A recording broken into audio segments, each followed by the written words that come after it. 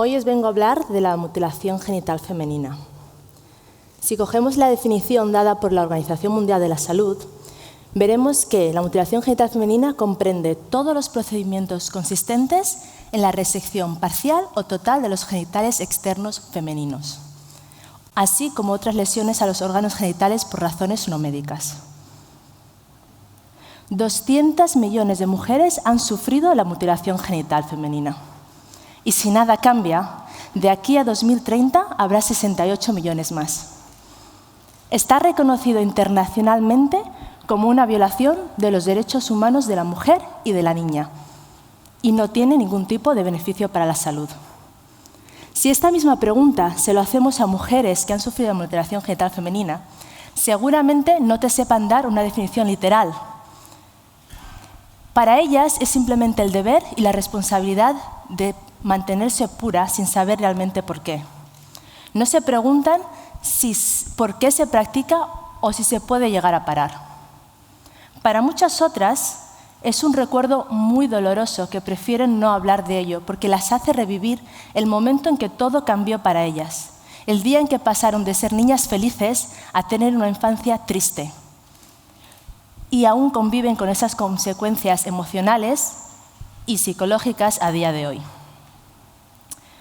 Mujeres que sufrieron la mutilación genital femenina, en el momento en que se les practica, tienen consecuencias físicas inmediatas, como pueden ser hemorragias, infecciones o un dolor que puede llevar a estado de shock. Pero lo que ninguna de esas mujeres se imaginaba es que ese dolor físico continuaría a lo largo de toda su vida hasta el día que se hacen adultas y hasta el día que mueran. Cada vez que van a orinar y sienten dolor, se debe a que las mutilaron. Cada vez que les baja la menstruación y sienten un dolor insoportable, se debe a que las mutilaron. Su falta de apetito sexual se debe a que las mutilaron. Y en la gran mayoría de las veces los problemas que tienen durante el embarazo y el parto se debe a que las mutilaron. Nadie les explica que lo que les pasó a los 5 años de edad es lo que les causa sufrimiento a día de hoy. Mujeres que sobrevivieron a la mutilación genital femenina cuentan que lo que les pasó a ellas fue un atentado contra su vida, contra la mujer, un atentado a su sexualidad, a nuestra sexualidad. En definitiva, un atentado hacia la vida. Muchas de ellas cuentan que tuvieron mucho miedo a que tras haber sido cortadas y cosidas, esa herida se volviese a abrir y que las tuvieran que cortar y coser de nuevo. Por eso hacen todo lo posible por mantenerse quietas hasta que las heridas cierran y cicatrizan. Para todas esas mujeres que no han sobrevivido a la mutilación genital femenina, que no forman parte de ese recuento de mujeres mutiladas, la mutilación genital femenina ha significado para ellas su sentencia de muerte. Si preguntamos a la sociedad y tomamos a España como ejemplo de sociedad occidental, seguramente una gran mayoría no comprenda exactamente lo que es la mutilación genital femenina y se dediquen a juzgar y a criticar desde una posición de superioridad, como si los que lo practicasen fueran salvajes, bárbaros o simplemente ignorantes. Otra gran parte desconoce que existe esta práctica y si lo conocen prefieren efectivamente creer que es una práctica salvaje que no las afecta ni las incumbe a ellas. Si tomamos a Malasia como ejemplo de país, es el propio gobierno, el Ministerio de Salud, que ofrece una guía específica donde limita su práctica a los médicos. Es decir, que el gobierno permite a los médicos practicar el tipo 1 de mutilación genital femenina. El país que os hablo es Malasia, que hay mucha población musulmana y seguramente muchas personas del mundo occidental condenen y digan que hay que prohibirlo. Pero, ¿qué pasa si se practica en clínicas privadas europeas? Lo cierto es que cada vez hay más mujeres que acuden a clínicas privadas aquí en Europa para conseguir una reducción de sus labios y gran parte de las veces se debe para sentirse más bellas. Para que nos quede claro, si se practica en una aldea remota por personas que no han ido al colegio, es algo horrible y tenemos que pararlo, pero si se practica en una clínica, ¿lo dejamos pasar? Ese es el mensaje que lanzamos cuando dejamos que se normalice su práctica en clínicas. Tenemos que conseguir y prohibir toda forma de presión social que nos obligue a someternos a procedimientos que no son beneficiosas para nuestra propia salud. Si me preguntáis a mí qué es la mutilación genital femenina, os seré sincera, nunca me lo he planteado desde el lado personal. Es fácil ir a charlas, a conferencias y a entrevistas y dar la definición global de la mutilación genital femenina y contar que existen 4 tipos de mutilación genital femenina, que lo practican tanto cristianos como musulmanes, que no depende del estatus social que uno tiene, que la religión no lo avala, que lo practican desde edades muy tempranas, como puede ser la etapa lactante, a edades tardías, que la ley no es la única vía y que, por supuesto, hay muchas cosas por hacer. Es fácil hablar de todo esto sin entrar en algo tan personal como qué es la mutilación genital femenina para mí. Soy una mujer somalí. Nací en Mogadiscio, capital de Somalia. Para las que no los tengan ubicado en el mapa, Somalia está en el Cuerno de África. Es un país costero y hay muchas cosas que os podría contar de este país donde yo nací, y no todos de ellos malos. Pero el dato más importante que nos trae hoy aquí es que el 98% de las mujeres en Somalia han sido mutiladas. El 98%. Un país donde no está mal visto llevar a cabo esta práctica, sino al contrario, es motivo de orgullo y honor que a tu hija la corten, que la purifiquen.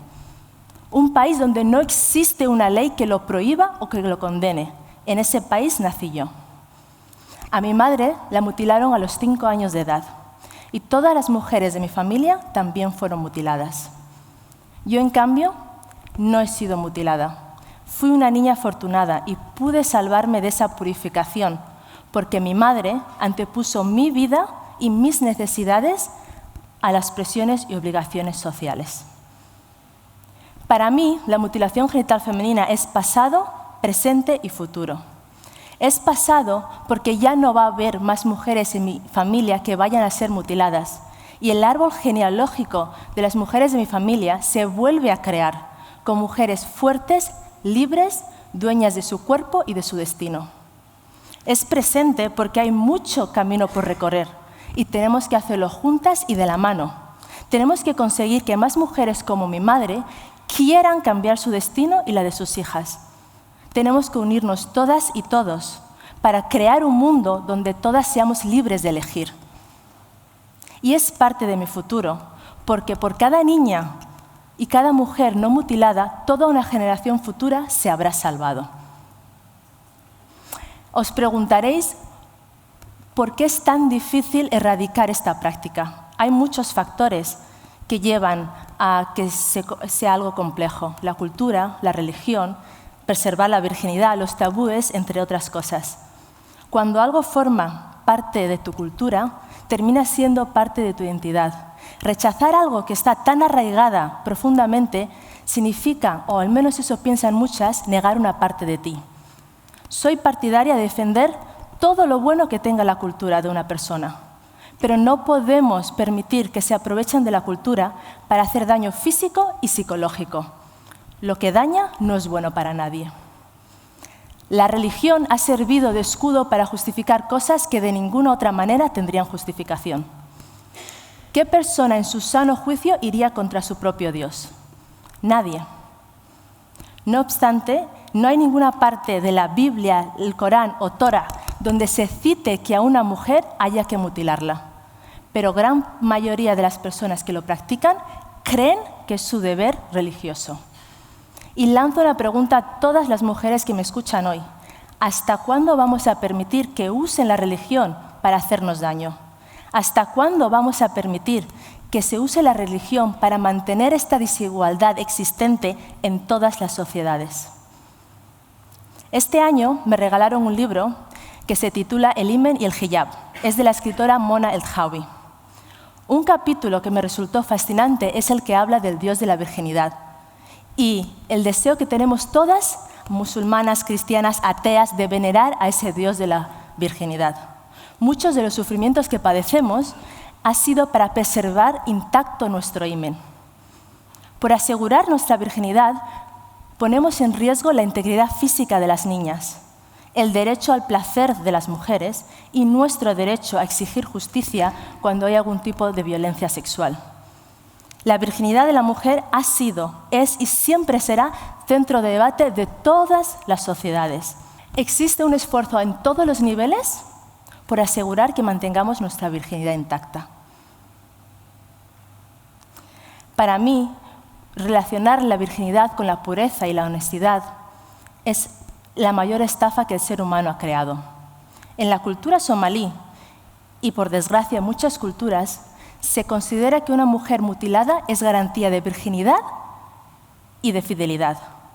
¿Os imagináis la presión de una mujer desde que nace a ser perfecta y que esa perfección empiece y acabe con su virginidad? En cambio, el hombre es libre de ser y de sentir. Quiero que imaginemos que por un momento una mujer consigue huir de toda esa presión social y no llega a tener ese estándar de mujer ideal y consigue ejercer su derecho a la sexualidad como ella quiera. Pasaría de cara a su familia a ser una mujer rebelde, una puta, una cualquiera.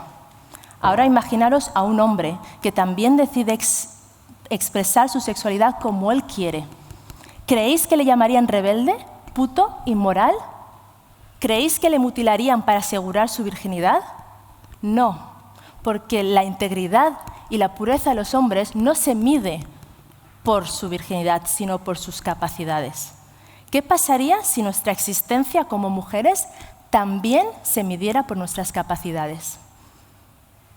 Una mujer, virgen o no, tiene derecho a elegir sobre su vida y sobre su cuerpo.